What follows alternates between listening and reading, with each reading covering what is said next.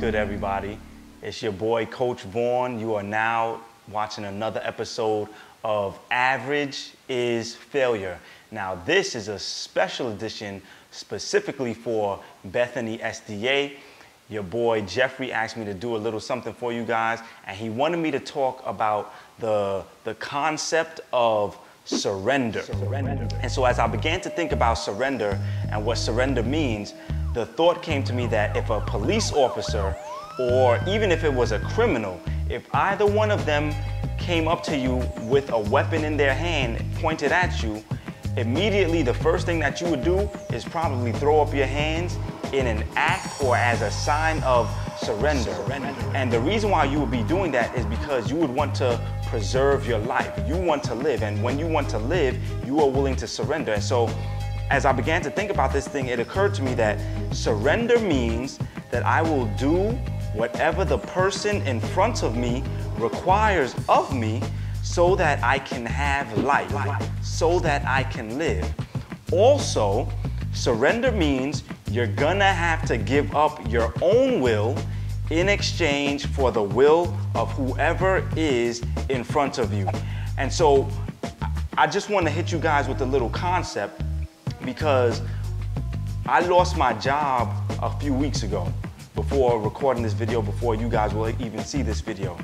And what happened is, when I lost my job, whereas many people lose their jobs because of negative reasons and lose their jobs because they did something wrong on the job, I didn't do anything wrong on my job. But what happened is this: my manager, the president over the sales division of my company, this is what he had to say. He says he has nothing but respect for me, but he sensed that I was focused on other things outside of the office. What he meant by that was that there was something that was consuming me. There was something that, even though I didn't even say it, even though I didn't speak about it, he could tell that there was something that was constantly on my brain. And little did he know that what that thing is that all of you who might know me know that I love to speak, know that I'm always thinking of better ways to speak. I'm thinking of ways to motivate and to encourage people. And so what happened is, those are the things that were on my mind. And even though I didn't say anything about it, he could tell that there was something going on the inside of me. And so what I'm wondering is, if one of the problems that we might be having as Christians, people that call themselves Christians, is that although we call ourselves Christians, we have not really yet fully surrendered to Christ. And so people are having a difficult time actually seeing that thing in our very life. Like, how many of you guys, when you're walking around your job or when you're walking around the street, people can see that there's something that's stirring up on the inside of you, and you should know that that thing is Christ on the inside. And so some of the other thoughts that began to occur to me is that the average Christian is still concerned about their own will.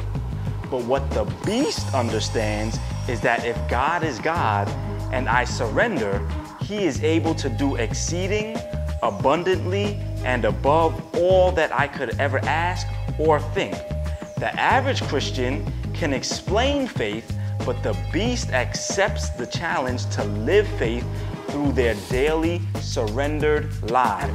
The average Christian still makes their own decisions, but the beast surrenders his own will because he realizes that as a soldier, he operates based on his orders that he gets directly from God at every moment. All right? And so what I understand when I think about a beast, and when I think about somebody surrendering their own will, I think about Martin Luther King. And in his final speech, what Martin Luther King says is that he says that longevity and having a long life, those are things that he wishes that he could have. And he says that those things have their privileges. They come along with privileges.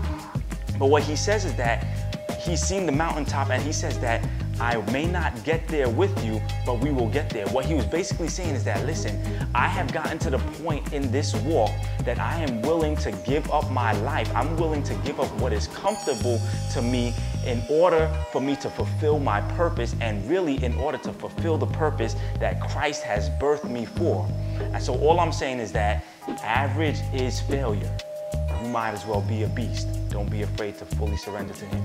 Coach Vaughn, peace. Mine eyes have seen the glory